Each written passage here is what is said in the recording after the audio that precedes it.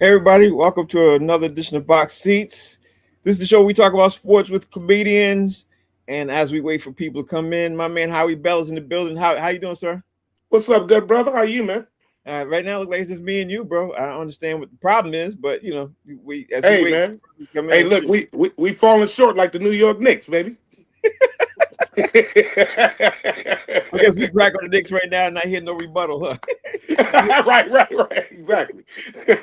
I hear nothing from nobody, no slack, no slick, nothing. That'd be a good thing, man. That woo. All Oh right. man. So we got, I want to talk about some of the top, stories in sports, man. And we talking about it's funny you brought up the New York Knicks because the Mavericks denied the Knicks for Jason Kidd. Several teams have been denying the Knicks, man. Yeah. Let me get this right now. The Mavs denied the Knicks for Jason Kidd, Chris Finch from Minnesota Timberwolves, and Yep. Ime Udoka from the Houston Rockets. Yep. All were denied, which is insane to me because my man Jason's in the building now. Jay, what's happening, bro? What's happening, fellas? What up, my brother?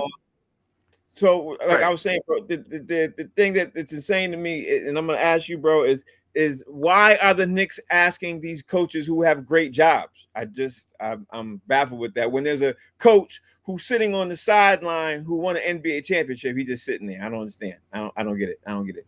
Holly, what's your thoughts? You know what the Knicks remind me of? They keep asking all of the fine women to go out to the prom with them, and they keep getting denied. Hmm. They just keep getting denied, man. She's already taken, brother. She goes with the captain of the football team. You can't get her. You know what I'm saying? I mean, and then it's back to back to back. It's like they starting to feel like losers right now, a little bit. You know what I'm saying? Mhm. A little self-esteem. I think people don't want to date them. You know what I'm Yeah. saying? I just don't think they do. I think the job is probably a good paying job, of course. You know, you're in a great market, but I don't know, man. That front office, there's got to be something there, man. A little fishy there. Hmm. Interesting take on that. Jay, what's your take on it as the resident New York Knicks fan in the building? What's your take on this, man? I mean, it sounds. I don't think that they would have fired Thibodeau if they didn't think they had somebody already lined up. So it seems to me like whoever they had, that deal fell through, and now they got to figure out what to do outside of that dude. Because like right now he holding them ransom, whoever that is, Mike Malone. Mike Malone. Mm-hmm. Mm-hmm. That's Yeah. what it sounds like. Yeah. And maybe Howie, maybe Mike Malone is holding them ransom because they fired Thibodeau too fast. You know what I mean? Maybe they didn't, get their I's dotted across their T's. Maybe, you know what I mean? Because Jay brings up a great point. Maybe they did that. Or maybe the assistant coach, who's, what's his name's dad, sat there and said, I'll be happy to step in. And maybe they decided, at the last minute, no, we don't want him either. I don't know. Hey, man, listen, they broke up with their girlfriend before they had another one, bro. And it's just that's what it is. Now they out there. They just Mhm. out there fishing, bro. And that's not good, especially for a team that did as good as they did in the postseason this year. I don't think that is fair to those players either. You know what I mean? To have them in this position, kind of an awkward position. I know they got a little more time, but I would say they need to go ahead and get a coach in there because so they can figure out chemistry and who else needs to be there. All these type of nuances and things that need to be done. And so I don't know. I don't know if time is on their side. Whatever the case may be, he could be holding them ransom, whatever the case. They got to do something, though. They got to make a move. But you can't Mhm. keep going after the finest woman at the school. She's already taken. Yeah. But You how think? I don't think they broke up with their girlfriend, with no girlfriend. They broke up with their girlfriend for somebody who was for the streets. You know what I'm saying? And they finding out that for their streets, for the streets ball, she have that for what she for. That's true. That's true. Hey, you think it's gonna be Mike Malone though? You think we look at Mike Malone?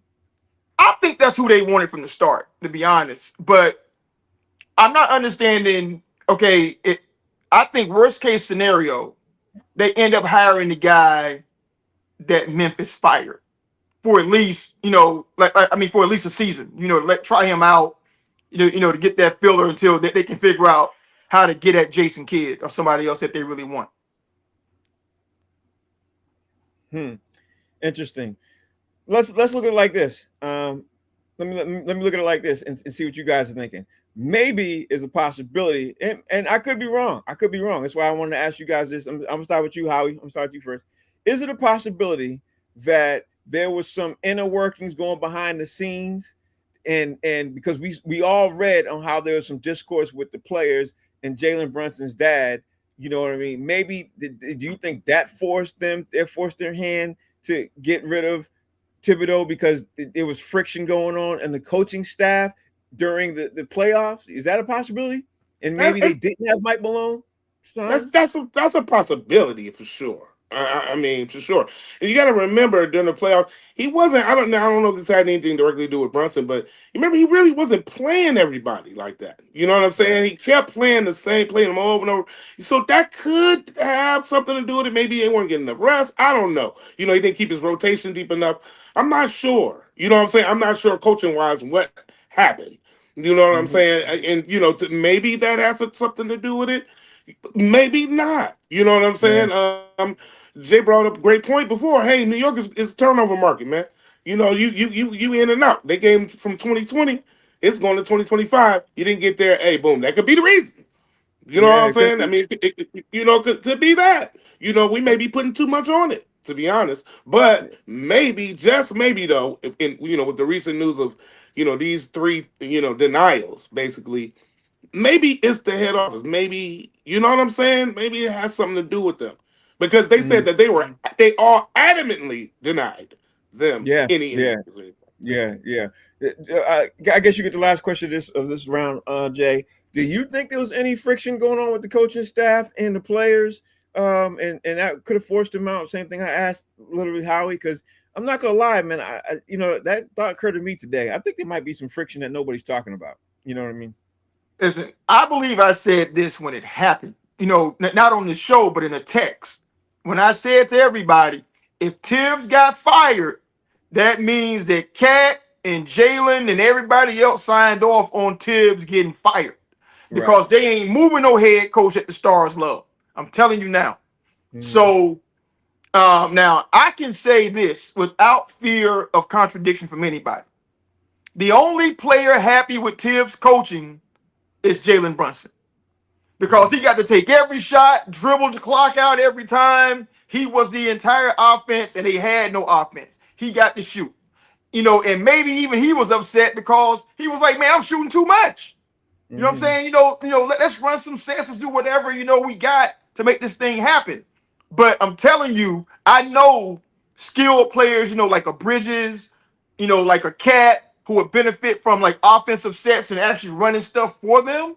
They couldn't have been happy with like watching Brunson dribble, dribble, dribble, dribble, and then shoot and make bailout passes. Right. Mm-hmm. Yeah, he makes a great point. All right, Howie, we're gonna move on, man. Yesterday we talked about some trade options for Kevin Durant. We just threw out there, some obviously some teams that we thought they'd be interested in. Turns out the report came out. I don't know if it was last night or this morning that in Kevin Durant's situation, that Houston, the San Antonio Spurs, the Miami Heat, Minnesota Timberwolves, and the New York Knicks are all very possible trade destinations for Kevin Durant. Out of those group of guys, out of those group of teams, we mentioned several teams, and I know the team I mentioned is in that where he wants to go.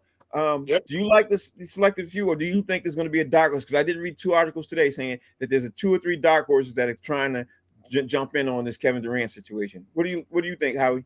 I would say Minnesota. Mm-hmm. Why not? You know what I'm saying? To me, that's a great look. You know, even Houston though. I think you may mention Houston. Somebody did, but either one of those two, I really like. You know what I'm saying? So I can see him doing both, either one of those, and I think it'll be a great situation for either one of those teams. Like I said, Durant could go anywhere and be good. So I mean, and he would automatically make. I think Minnesota could come out the West. I don't know, maybe a little faster than Houston. Now let me just throw this out there too to you, Howie. None of the team that he mentioned is OKC, like we was thinking about yesterday. Yeah. None of those teams are OKC. So that part's already off the table. He already made it, he's already making it known and playing out there that I ain't trying to go back to OKC, even if they win the NBA championship title. Did that change your thought on anything Yeah. from yesterday? Yeah, Howie? well, you know, if he doesn't want to go there with it, it doesn't matter what the hell I think he do. Mhm. If he like, hey man, I ain't going back. Hey, wait, hey, forget about whatever I said. You know what I'm Right, saying? My right, opinion at this point is a moot one. So right. That's right. yeah, I don't know, man, but I would have you'd love to see it, but hey, he don't like it, so I don't like it. Yep, there it is. There it is. Jay, what's your thoughts on the teams mentioned? Because, like I said, you got the Knicks, you got Minnesota, you got Miami Heat, which is obviously your team, San Antonio Spurs, Houston Rockets. Those are teams mentioned. You know what I mean? And chances, I ain't gonna lie, Jay, because me and you talk. I think honestly, since Houston's the first team, I think Houston's the team he's gonna go to. That's my thought process. What's your take, Jay? My take is the take I had immediately after the Knicks lost when we did the show where you said, "What do the Knicks need?"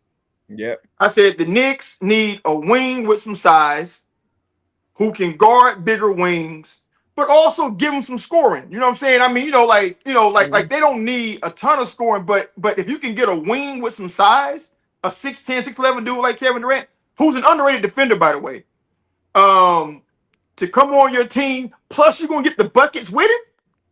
The Knicks 25. make You're getting sense. 25. You're getting 25, and you're getting You and getting it? Write it down. yeah, and you could. This is what the Knicks didn't have. They didn't have a bona fide scoring option. Somebody who they knew they could go to who was gonna give them a bucket all the time. I've been saying that for 3 years. You know what I mean? Honestly, I've been saying that for 3 years. Jay, you heard me say this several times. Like they need a scorer. They need somebody when it's 15 seconds left to go on the clock. We're gonna draw up a play, and this dude's gonna give us a bucket. We need that. That's what the New York Knicks need. But out of the other teams, Jay, the Knicks ain't as close as Houston. The Knicks, I mean, I'm just throwing out there. They got closer than Houston. And The Knicks lost yeah, in the Eastern Conference Finals in Game 6. Houston got yes, bounced in the first round, so you can okay. argue the Knicks were closer, Yeah. You could if you want to put it like that, but I'm saying and they're in roster. the East, which is top Very, heavy. very, very, very, very good point. Very good point. And I'm and, just and, saying and, and I'm roster sorry, wise. I ain't mean Go to ahead. cut you off, but let me remind y'all, I did mention KD going to the Knicks, Yeah, but I said a package deal with Jason Kidd. So Right? that's Yeah, yeah, what yeah, yeah. yeah. yeah, So And it I still did may that. be on, Howard. You know how these things work. yeah. It might Yeah. be. It might be. It It might still be. might work. Yeah, it might be. All right, let's look at the next thing. Let me see what my next item and I got here to talk about. Let's do real quick on the game review tonight. On the Pacers and OKC. I want to see where you guys stand because before we jump into our top five, everything else, we got still a bit more time to talk about this new story, everything else. Talk to me about the game tonight. What you expect to see, Howie, and who you expect to be the winner. I expect to see a high scoring game, a real shootout. Actually, I think it's going to be one of those 100 to 25, 100 to 26 type games. I just see Indiana squeaking it out. Wouldn't be surprised if OKC won, but I think that Indiana's going to do it. And I want to go on a limb and say Halliburton is going to shoot another game winner. I want to say it's going to happen. It's almost destined to happen that this type of situation happens. And how great would that be for the NBA and the ratings and all of that good stuff for this game to go down to the last shot once again? That'd be awesome. Yeah, especially if Halliburton hit it. But I kind of Oh, lean man. on I'm kind of leaning. I ain't gonna lie. I really think that uh, um, Indiana. I don't know why. This is what I always think about in the NBA playoffs, Howie. This is what I always think, and I've said it to a couple of my friends all the time. It seems when a team gets a lucky shoot in their back pocket, it runs them through the whole playoffs. It You know what I does. mean? Like lucky stuff happens, and I think this season it could be the Indiana Pacers. Now, my basketball sense and my basketball mind is saying to me, Negro, is you crazy? Like for real, for real. The OKC is much better than the Pacers. What you talking about? But I saw how they played against Cleveland and the shots were going in. I saw how they played against Milwaukee, the shots were going in, Howie. And I saw how they played against the Knicks and the shot was going in. And then saw some of the same dramatic stuff. So kind of leaning towards what you're saying. But what Jason's saying, it makes sense too, Howie. What Jason's saying makes sense. Jay, what you think, bro? Like, see, this is Jay's like, you know how you like Howie's on my left shoulder, Jay's on my right shoulder. Hey, hey, dog. Let me tell you, I ain't never seen an NBA championship won or a championship to the Hall of Fame. I mean, a seat in the Hall of Fame based on Lucky Charms. Okay, sooner or later, the charm's gonna run out, and you got to go out there and get it. So I think that they've had a charm run. It's almost like the Cinderella in March Madness. You know, It you're is. rooting for It reminds me Loyola, of that. Sure. Chicago, Yeah. until they face Duke, with Grant Hill and all the greats, and they get skull drug, by 80. This is where I think we are right now, because what made people, keep believing in them was that first game, that they really lost that game, bro. They led in that game point 0.3 seconds or something like that, like something crazy. The whole OKC controlled the game, but they let him stay close, and he won it on another lucky shot where they gave him space. And then when they got into him, he gave you like 12 points. Mhm. So I'm just saying, I mean, I know OKC on paper and on the court, they are better than Indiana. And I don't Yeah. see any reason why I should doubt that they can't go in that, in Indiana tonight and win by 12. Now, let's be honest and let's be realistic, Howie. What Jason is saying make a lot of sense. You know what I mean? What Jason's saying make a lot of sense. But like I said, Jay's on my left shoulder, you on my right shoulder. What Jay is saying could also be like it might not be this year neither. You know what I mean? Because again, Jason is the most realistic person here. He always is. He's flat and center. He's about facts, statistics. You know what I mean? But Howie, if Indiana was able to come through, right, and win tonight, do you think the series is a wrap, or do you think that they still could be lose? Like, what's your take if Indiana wins tonight's game? Because tonight's game is a pivotal game 3. You know what, man? If they win tonight, I'm not gonna say the series is over at all. I think I've already predicted it will go 7 games. I said it will go back and forth too. So maybe tonight is OKC's night. But I'll say this.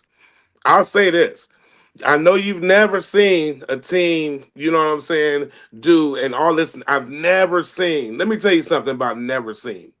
I've never seen the military come into downtown Los Angeles with 700 Marines to back them up for 2 blocks. I've never seen that either. So let's talk about never seen. I'll tell you something. This could possibly be that year of the Cinderella season going all the way. It does feel like March Madness. I really think they definitely remind me of a college team. And even though that's funny, how ironic that OKC kind of coins themselves as like a college kind of team. But Indiana is really reminding you of that. And I don't know, man. I just think the miracles can happen. And what you've never seen before has been happening. Mm-hmm. Okay, Jay, winner of game to whoever wins tonight win the series, or Hey, it ain't magically delicious out here, baby. You know what I'm saying? Them Lucky Charms running, they done ran out. so okay, like I played basketball at a high level, right? So whenever I would come to the court and they had a dude on me, that I know that dude couldn't do nothing except get this work. I don't care what he did, no matter how hard. The only chance he had was for me to get bored and just forget how to play basketball, right? The way the Pacers have been getting over is that, one, they were more evenly matched, in the previous series, at key positions. They're not, they are less than at every position against OKC. So the only chance that they really have is for OKC to not play to their standard. And I don't think the OKC is going to keep not playing to their standard. They're too well coached for that. So that's why I say it don't matter what you believe and what they think, how they believe. OKC is better. And the only chance they got is if OKC takes their foot off the gas and just lets them do some things that they otherwise wouldn't allow. And I don't think they're going to do that. Okay, let me just leave y'all with this as we move on. Everything that Jason said is right, but let me just throw this out there. The better teams have not always won the NBA Finals. I think I can say that unequivocally. We can go down the list of the NBA Final years after years and everything else. Everything Jason said is right, but I think I can say, Howie, that the better team has not always won. So, Jay, you're right. I'm gonna leave it at that. One last point. Don't sleep on that Indiana coach, Rick Carlisle. I'm not. All right, let's Prime move on. LeBron is not a pacer, baby. Prime LeBron is not a pacer. All right, so let me just ask you all this: where we at? here we go. Howie, will Aaron Rodgers ever be relevant this season at all? Like, do you think he's gonna be relevant this season at all? And is it something we should be talking about? Because honestly, in my opinion, I'm gonna throw this out there before you even answer. I don't think he's gonna be relevant at all. I think he's done. I think he's washed. I think that's it. But that's my opinion. I don't want to put any words in your mouth. Talk to me, Howie. As a Lions fan, I hated him for a very long time. The Green Bay Packers, they beat us up with Brett Favre, then they came back and doubled down and beat us up with him. So I really don't give a damn what happens to him this year. I feel for Mike Tomlin. That's my man, Black Coach. I love him to death. But let me tell you something. Aaron Rodgers, I'm going to enjoy this ride. I want to see the decline happen. I want to see it every week. I'm watching the Steelers game. I don't care what city I'm in. I'm watching those games every week. I promise you, because I don't pray for the team to do bad. I just don't want him to do good, and I want to because they worshipped and glorified him for so long. You know what I'm saying? And it just got on my nerves because we played them twice a year. So, you got to feel of it, in your division. You see these teams, you kind of familiar with them. Other people are, that follow the sport. So, I've been following this guy so arrogant, man. He said he hated Detroit Lions at one point. He was like, man, he dogged us out so many times on tape, on the news. I can't wait to see you decline, Aaron Rodgers. Spoken like a true Lions fan, bro. Like, I absolutely love it. True Lions fan. To the day he died. I'm gonna ask you the same question. So I'm gonna put a little different spin on this, bro. Do you think Aaron Rodgers will be relevant at all, Jay? He's Aaron Rodgers, man. He always gonna be relevant. I mean, even if he suck, they gonna be talking about him. You know what I'm saying? So one way or the other, he gonna be in the media. You know. So let me say this about what I think that he'll do this year. They did trade for DK Metcalf. They will have a running game because they just will. I don't know who the running back is, but they will. They're Pittsburgh. And they are known to find some 75th round wide receiver that turns into a Hall of Famer. So I don't know who to do opposite DK Metcalf is. It's gonna be somebody that's gonna be good because they're gonna find him. That's what they do. Now, to be fair to Aaron, he was coming off Achilles surgery, and last year was his first full season, to play. He did play for the Jets. Now, y'all know what that is, right? Yeah. Like even, if he was primary Rodgers, that offensive line, he still would have done nothing, right? So I'm curious to see what he looks like with an offensive line, a competent, coach, that knows how to scheme and do some stuff, that's to the team's strengths. And most importantly of all, not betting against him. Little known fact, me and Aaron Rodgers have the same birthday, December 2nd. And one thing about Sagittarians, we are stubborn, bitter, I'll show you people. So everybody, the world's betting against him, and I guarantee you he's doing everything he can to show everybody up and wag his finger in their face. Yeah, but that would be to his demise. Trust me, that'd be to his demise. I promise you that. But yeah, some of you Sagittarians are stubborn. You know what I mean? Like, listen, no, my wife is not a Sagittarius. My wife is a Taurus. She's stubborn too. So yeah, I'm sitting because she's stubborn too. Yeah, Taurus is stubborn. Oh, trust me, I know. My mother is December 8th. Oh yeah. Yeah. So stubborn, huh? Stubborn. Yeah. Okay. Yeah. Still to this day. My mama called me right now, blow my phone up right now until I pick it up. I promise you. Okay, Howie. Let me throw this out there. We got time, Howie. We got time. Yeah. We got time. And look at it, we got time. More players today asked out of the NBA draft, Howie. Another 3 players said, you know what? I don't want to go in the NBA draft. And it's at a record 14 players right now who are going to be and yeah. And I'm seeing, and I don't see it anywhere. I see an article here and there, but to me, that's almost like a top headline news thing, but nobody's talking about it. You know what I mean? So, but also a lot of people are saying this is one of our weakest drafts. This is an NIL situation, I think. I don't think it's a weak draft thing. I think it's an NIL situation. I think kids are realizing they ain't got the pressure to go into the NBA because they making money. And in some cases, they may be making more money literally right now in college than they would if they get out in, you know what I mean, at rookie season, rookie contract, and NBA draft. What's your thought on this? More players asking out of the draft, Howie? Well, my question would be: is there any other way to get into the NBA without being drafted? Yeah, it's a Yeah, whole you lot go. longer. There's ways in. Yeah. So, which leads to maybe that's what they're trying to do, is not go through that draft process and work out individual contracts, you know what I'm saying, or individual agreements on a case by case basis. Maybe that's what they're trying to do. And the money that they have made or are making through advertisements or what have you, through the NIL, maybe that's the reason why they're able to say, I don't want to go in the draft. So maybe we are looking at a changing of the guards as far as the mentality of the young athlete and all that stuff going pro. I don't know if I necessarily agree with that take, Howie. I understand what you're saying. Honestly, I don't know if I agree with that take. I think, again, it's just this is one thing about this show. It's all opinion. So nobody knows, we ain't sitting over, nobody knows. But in my opinion, like I said, I think we're not Jay. I don't think we're realizing how much money these college players are making in this NIL agreement. Sure. That's what I really think. I think they're making money hand over fist. They're like, what am I going to make in the NBA if I come out, if I'm drafted in the first 2 or 3 rounds? And they're comparing that to what they're making now in college. I think it's literally 2 to 1 or 3 to 1 in some cases. Again, I could be wrong, but what's your take, Jay? Hey, the Wild Wild West is over. Like in terms of like number one picks, coming out and negotiating. When you go pro in any professional sport at this point, your salary is slotted according, to your draft position.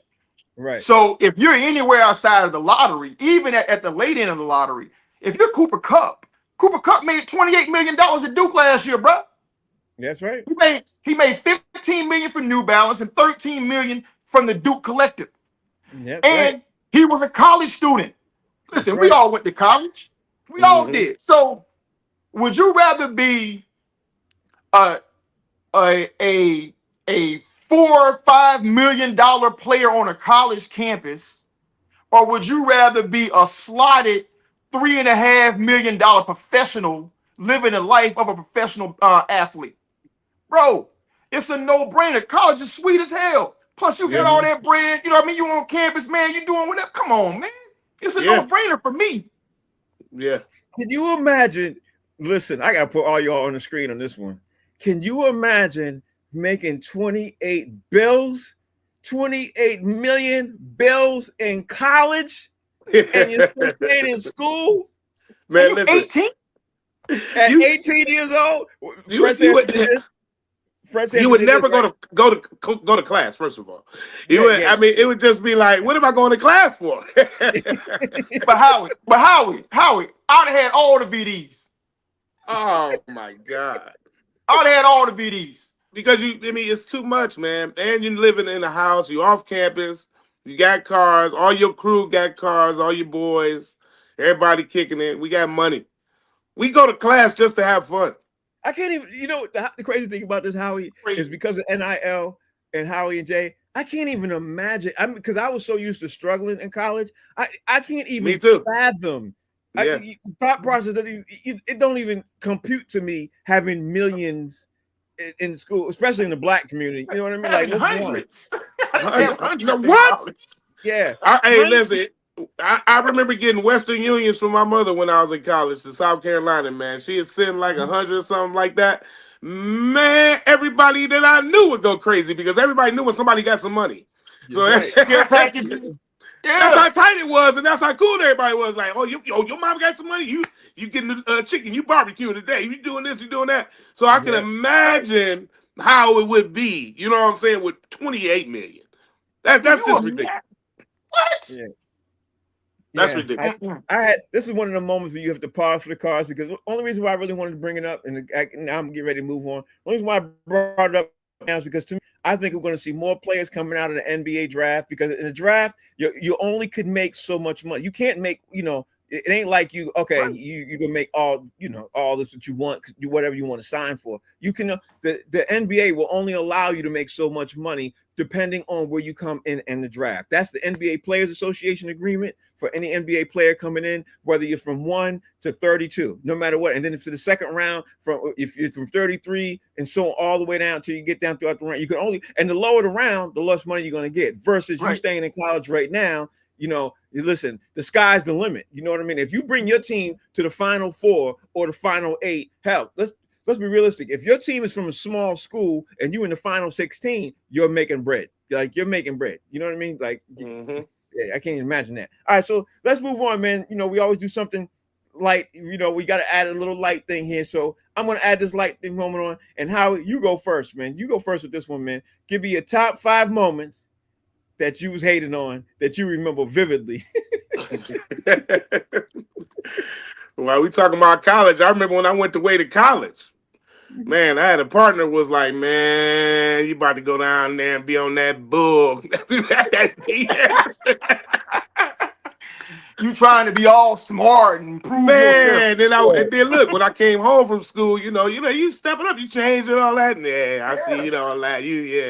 You one of them frat niggas now. You that, all that. I went through all of that whole college. I hate you because you better. Trust me, I went through all of that. And I grew from that, though, because I was like, well, maybe it ain't me. It's them. You know what I'm saying? Maybe they just feel sad about, the way they feel about life, When I first did TV, when I first got on BET Comic View, 1998, I remember experiencing the same vibe. Coming home from LA, back to Detroit. Yeah, I saw you on your little TV show. Hold on, telling your little jokes. People say the little in front of what you did. Oh, man. Yeah, your little show. Your little show. I see your little, Your little performance. Your little, went through that, you know what I'm saying? And still to this day, why you ain't blew up yet? Oh, That's right now. That's right now. Oh, you just BET, huh? Listen, man, I got 3 kids. One went through college, one on the way, and one, knucklehead 12-year-old. But you know what I'm saying? I've been doing pretty good off college. People always think you got to be some kind of big celebrity to make a living in entertainment, which is totally not true. Let me see. When I got married, man, I lost so many friends, bro.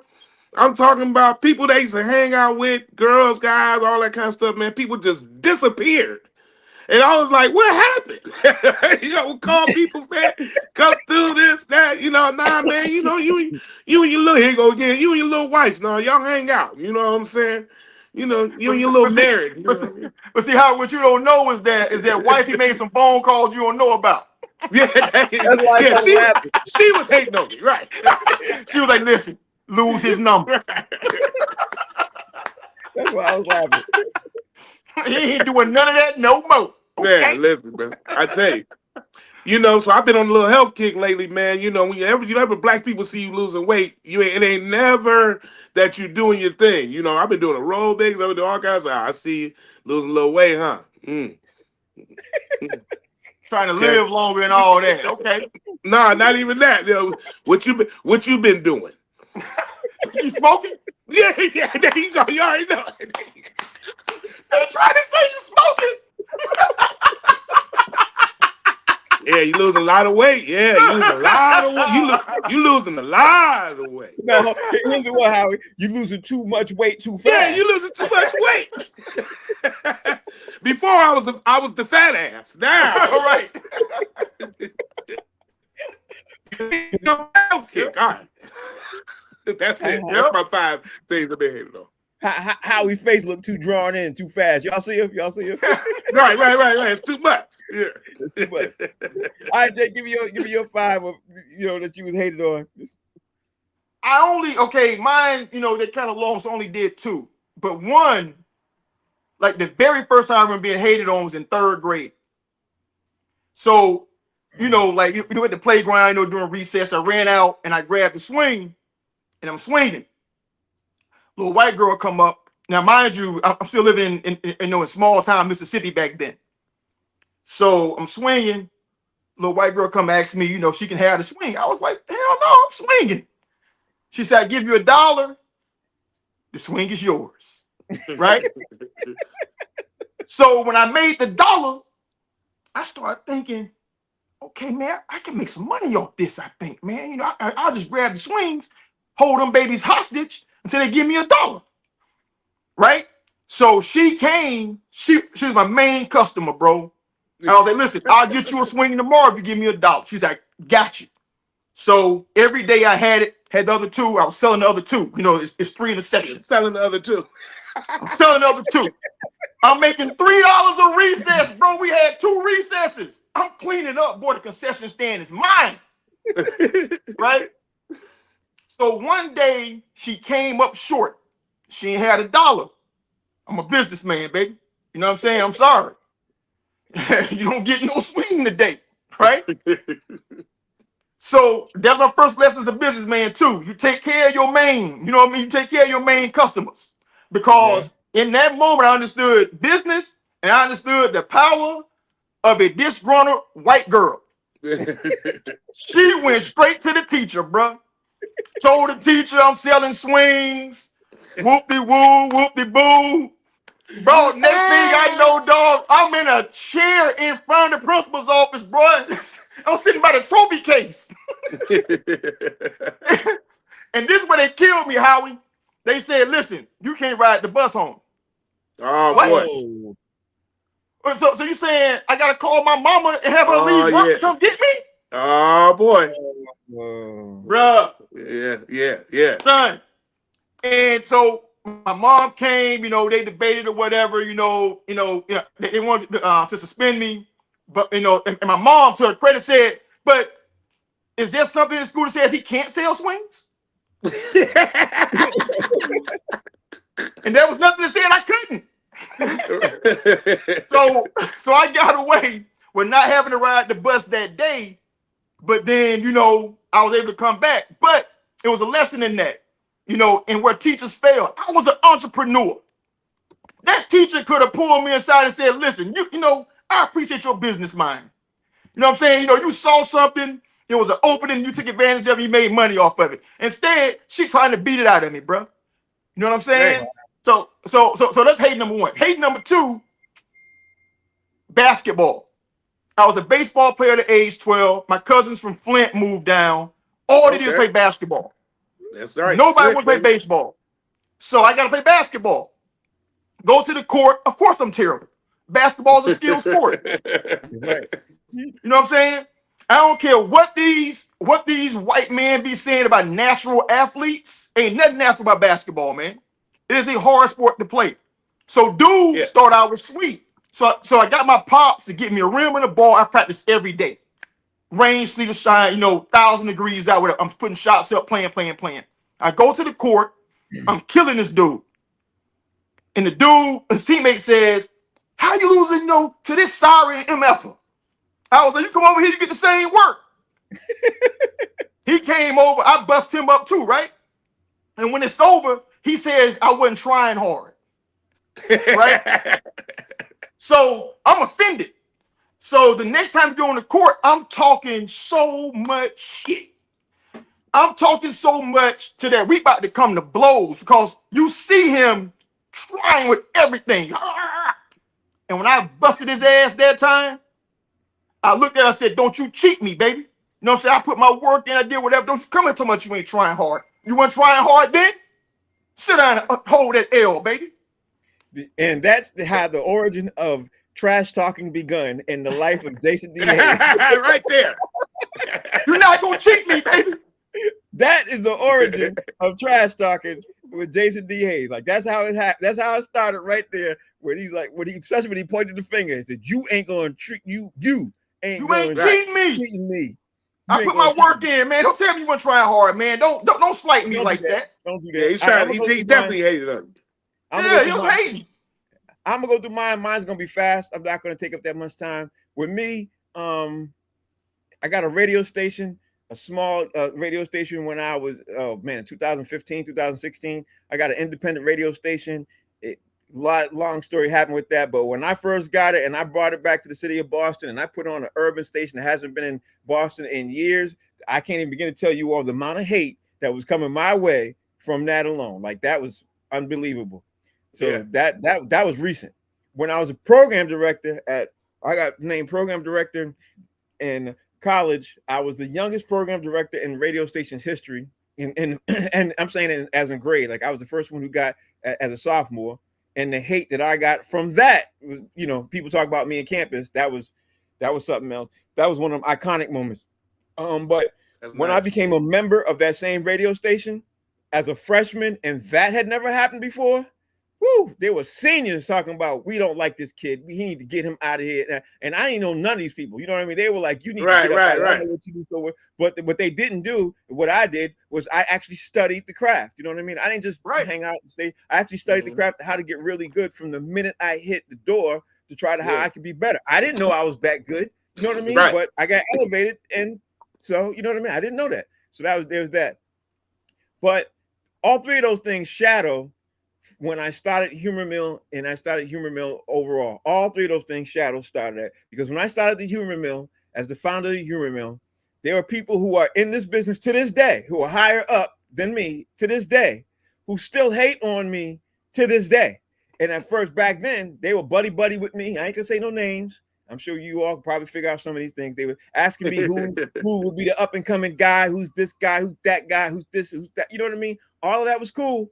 But you know what? They take my advice, they run with it. Hey, we help you do this, help you do that.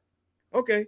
Now it's nope, don't take no calls from him. I don't want nothing to do with him. He ain't did this. I want nothing, like nothing, like 0, 0, 0, 0. But none of these people have original ideas on their own. You know what I mean? They take creative stuff from people like me, because Humor Mill started from an email. And the email turned to a blog. The blog turned to a website. Then the website turned to a website and a digital magazine. And ultimately, it turned into what my number one is on the people that hated me, was when I first did the comedy awards back in 2023.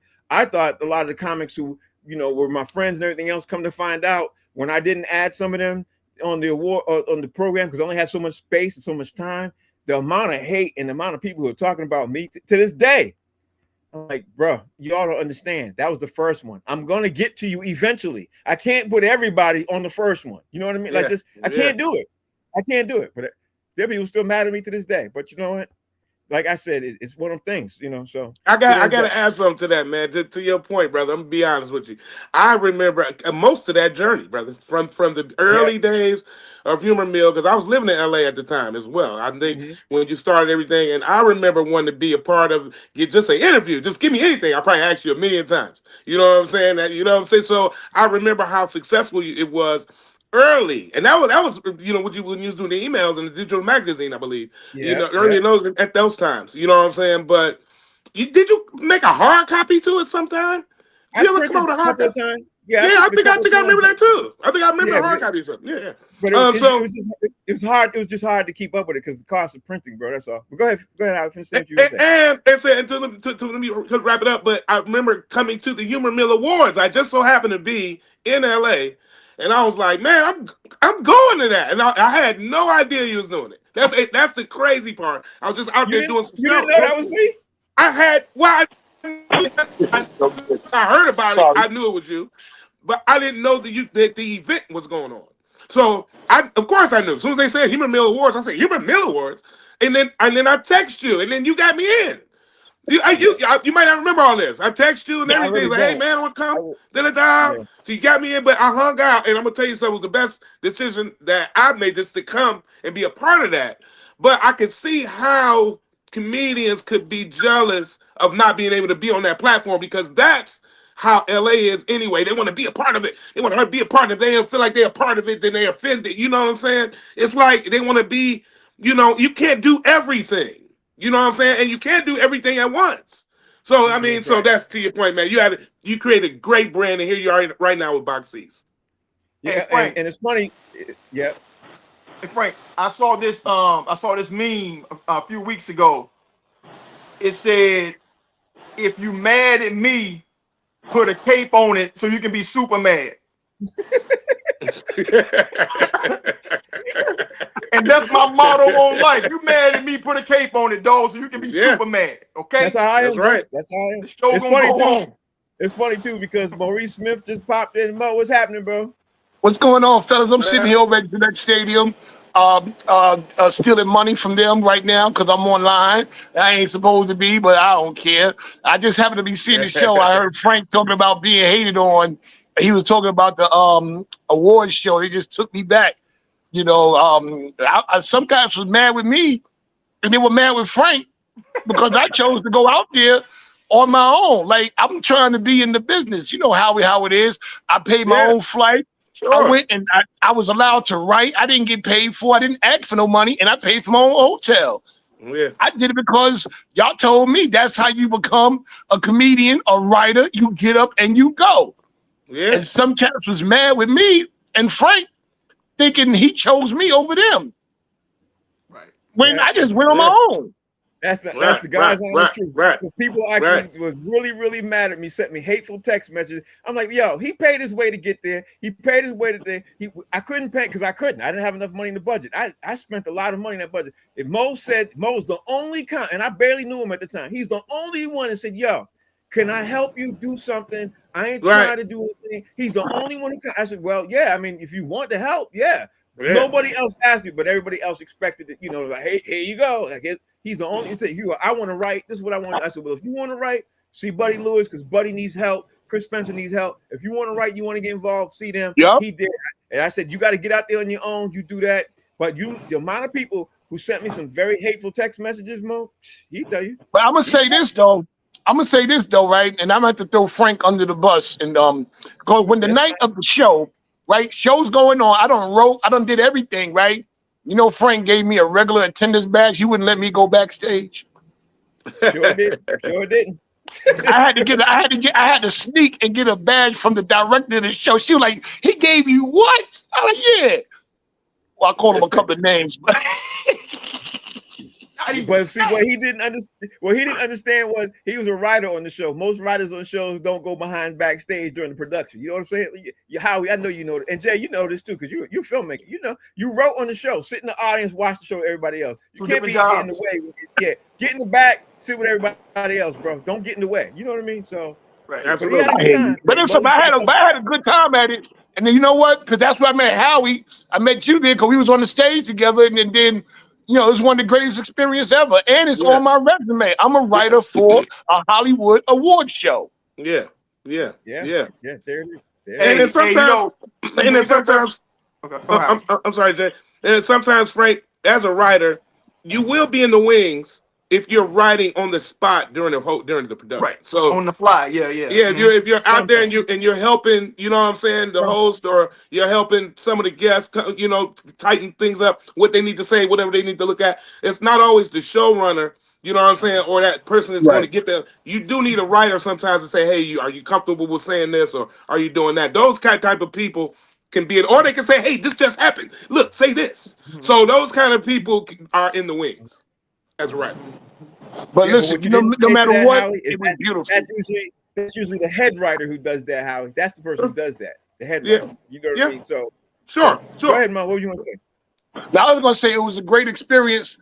It was beautiful. I guess y'all talking about when you was hated on him. It's just sad that people want to be mad over participating. And then they're the first one to say, we can't have nothing as black people. Weren't you mad at the black people yesterday? Mm-hmm. Yeah. Nah, so this is an old adage, man. Victory has many fathers, but defeat is an orphan, right? Everybody want to claim something once it's something, but when you're trying to do it, you know how this game work, bro. I mean, like everybody want to show up, put me down when they could have been down with you. You was on the struggle bus, and you made it happen anyway. And now they want to show up nah, bro. I ain't got time for that now. And honestly, when they show up and they got some feelings, I don't even care enough about that, man. You ain't done nothing for me, bro, at all. That's right. Yeah. All right, so I'm trying to move. I'm looking at. I wasn't trying to get the show to turn into that, but I'm sorry it did. You know what I mean? We are a sports show. We do talk about sports, but that moment was funny.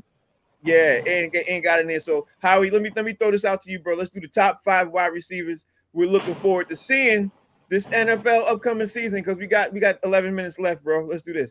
Let's do that. All I right, don't man. know if Let's do it, man. And these guys get hated on more than us. Trust me when I tell you. yes, they But do. we Yes, they we do. have no idea. But I'm looking forward to seeing Jamar Chase, man. I like that guy, Cincinnati Bengals, bro. I'm looking. He's been doing good so far. I'm looking forward to seeing him do his thing. You know what I'm saying? I'm gonna run through this list quick. Next guy, Puka Nacua. Mm-hmm. Puka Nacua, Rams. You know what I'm saying? He's nice. You know what I'm saying? I want to see what he can do. You know, he kind of missed a little time. You know what I'm saying? But I think he's back full strength. I want to see what he can make happen. And everything with Dallas got going on, I want to see what CD Lamb is gonna do. You know what I'm saying? Mm-hmm. They look like they're gonna be a good squad this year and not really fake with it. Look like Dallas might actually get to the playoffs and win a game. So I'm looking forward to seeing that. AJ Brown. Gotta come on, man. I mean, they won the Super Bowl. They coming back again. They pretty much full strength again, maybe better. I can't wait to see what they can do, what Hurts can do with AJ Brown. And then last but not least, you already know Amon-Ra St. Brown, Detroit Lions, baby. You know what I'm saying? I gotta go with my man, Yes, sir. Amon-Ra. You know what I'm saying? Go see what he can do. You gotta be sweet when you got a name like Amon-Ra. You know what I'm saying? So, but I'm looking forward to seeing what they can do, what the Lions can do. Can they bounce back? Can Goff bring them back? And let me see what they can do. And hey, man, those are my top 5 receivers I'm looking forward to seeing too next year.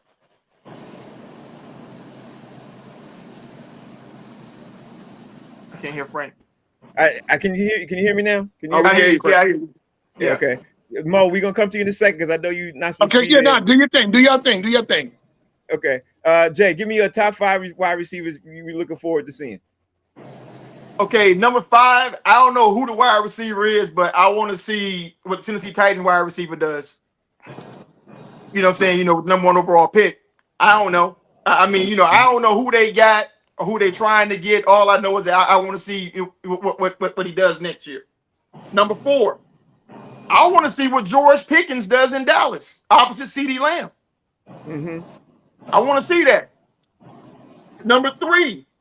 I want to see which wide receiver for the Texans is going to show up because Tank Dell had that horrible knee injury last year, so he might not even be back this year. Stephon Diggs was hurt last year. They got rid of him, and now he handing out booger sugar on boats. You know what I'm saying? Yeah. You know the Instagram models. So I'm curious to see, what they look like, next year with their wide receiver core. Number 2, DK Metcalf, man. He got Aaron Rodgers. He's in Pittsburgh. I want to see Yeah. what he looks like in the black and gold. Yeah. And the number 1 wide receiver I want to see, Travis Hunter, baby, home squad. I'm like, Howie, I'm going with the home team. Show me what Travis Hunter gonna do next year. I'm looking forward to him too. That's one of my asterisks. Yeah. I like that too. I like that too. Mo, give me yours. Well, I mean, I didn't write nothing down, but off the top of my head, I want to see what Travis Hunter is going to do also, out there. And down in Pittsburgh, I want to see what DK Metcalf, what he's going to do out there also, since Pittsburgh spent everything on him and now they got Rodgers. Malik Neighbors for the Giants. This is his 2nd year. The boy was good last year. Let's see what him and Russell Wilson can put together. And I want to see what the Patriots is going to do. Patriots picked up some pieces. What was it? Not Stephon Diggs. Yeah, Stephon. I Diggs. want to see what Diggs is going to do up here because it's a known fact that just because you go to New England don't mean you're going to automatically be good. Some people think that because they go to certain places, New England, the Celtics, the Lakers, the Yankees, you automatically going to be good. No, you got to see what's going to happen. You got to put them pads on. So those who I want to see right now, and then my boy Jamar Chase and the Cincinnati connection, I want to see them too. Since all the and my honorable mention, any wide receiver for the Commanders. I want to see what they do this year. Okay, so my list real fast is I had AJ Brown, but I meant Debo Samuels. You know what I mean? Honestly, I Right. meant Debo Samuels. I was really thinking, I don't know Right. why I wrote down AJ Brown, but I was seeing Debo Samuels. I want to see what Debo is going to do this year because Debo, I think he took it personal that he got traded. You know what I mean? I Right. think he's going to be upset about that, and I think he expected something else to happen with him with San Francisco, but they were like, "You hurt too much, bro. Like you hurt way too much." So there's that. Tyreek Hill. I want to see how he does in Miami because he got a thing to prove too. Because literally people are trying to get him out of there and traded out of there. So there's that situation. Justin Jefferson, I think he's still upset from the last couple of years. So there's that, and he's upset at the Vikings and the Viking situation. So I'm be anxious to see how that plays out. But Jamar Chase, I think, is going to be one of those guys. He want to put something to prove. He's my number 2 because of the whole contract situation and all that stuff. But I'm most like Mo said. I'm most important. I really want to see what Stephon Diggs is going to do because everybody think he's going to be all that. I also think he's going to be a bust in New England. I got to say, I think he's going to be a bust. I think he's going to be a bust, but also other New England Patriots wide receivers are going to shine because he's going to be a bust. They got a couple of guys there who literally everybody said, looking at saying, hey, this guy's good, this guy's bad. And, you know what I mean? Like there's so much attention to Stephon Diggs. So, that's what my thought process is. All right, so we down to 5 minutes. Because we're down to 5 minutes, I don't want to do the next one because we don't really have enough time. Actually, we're down to 4 minutes. We don't have enough time in that. So let me put this up right here. There we go. And let me just ask, let's see. Today is, we already picked who we're going to do the finals. Any last word, any comments we want to throw out there? Howie, I'm going to let you go with one last comment before we start signing off. I'm going to go ahead and say this, man. I'm going to put $35 on Indiana. That's about the most I can do. 35 big ones, baby, big ones. Like we in the 1970 blaxploitation movie. I got 35 big ones, and I'm putting it on the Indiana, man. And I think we gonna Mo, you felt that 35 big ones, baby. Big ones. Okay, that's what I'm ready for. Jay, I can afford to lose that, basically. Jay, you got 30 seconds. What word you want to go out with? Well, hey, I hope Howie is putting that down, to cover the spread, right? Because the spread is 6. Last I saw, the spread is 6 on the game. So I wouldn't put it down for the win. I wouldn't say that. Right. Listen, I'm gonna go like Mo. I told y'all after game 1, 4. They're gonna run off 4 in a row on these boys, man. All right. And Mo, since you at Gillette Stadium, bro, tell us what your last thought is and tell us how we can follow you. That way you don't have to stay on. Go ahead, Mo. All right, well, I'm not even going to talk about basketball. I'm just going to say this, right? Because everybody think the Knicks want Jason Kidd. It's a smokescreen. They're going to pick somebody else. It's either going to be a real good guy or a real bad guy. It ain't going to be in between. That's all I can say. We tried. It's either going to be somebody really, really good or somebody really, really bad. I don't think it's Jason Kidd or Ume or Adoka or none of them cats. That's just a smokescreen from what they really, really doing. And why don't they go get them a college coach? They're trying to get Coach Carter, dog. They want Coach Carter, Mo. They're trying to bring back the white shadow. Anyway. The white shadow, the white chocolate's in the building. White chocolate. White chocolate. What's happening, guys? How you guys doing? What's up? What's happening? So give me your last thought. Give me your thought before we roll up out of here. Hey, real quick, you guys did the top 5 moments you were hated on. When I worked at Rent-A-Center, I used to have to do collections. This girl rented a telephone for $10 a week. She was like 4 weeks late. I called her on the phone. I said, you need to come in here. I'm coming to pick it up. She came in there yelling and screaming, who's Steve Saborin? I hate you. You're a jerk, blah, blah. That's no way to make friends. And I found out how it is to be hated, and I loved every second of it. I told her, you know what? I'm not here to make friends. I'm here to collect. So pay up. How unusual is that to have a white man sitting on our show being a bill collector?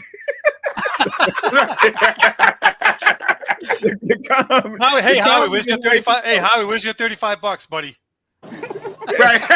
I'm telling you. The comedy just writes itself. How everybody out there, how they can follow you, bro? Well, they can follow me at the casino because I'm about to go put them big ones on there, baby. 35 big ones. 35. On my way to museum grand. 35. Howie Bizzell on Instagram. Howie Bell everywhere else. There it is, Mo. Tell everybody out there how they can follow you, bro. Mo MOE_comic on Instagram. Maurice Smith on Facebook. And this Friday, I'm at the Comedy Studio in Cambridge, Massachusetts. There it is. Thanks, Mo. Thanks for jumping on, man. I really appreciate it. And that was perfect timing, Mo. Jay, tell everybody out there they can follow you. Follow me at JD Hayes on Fanbase.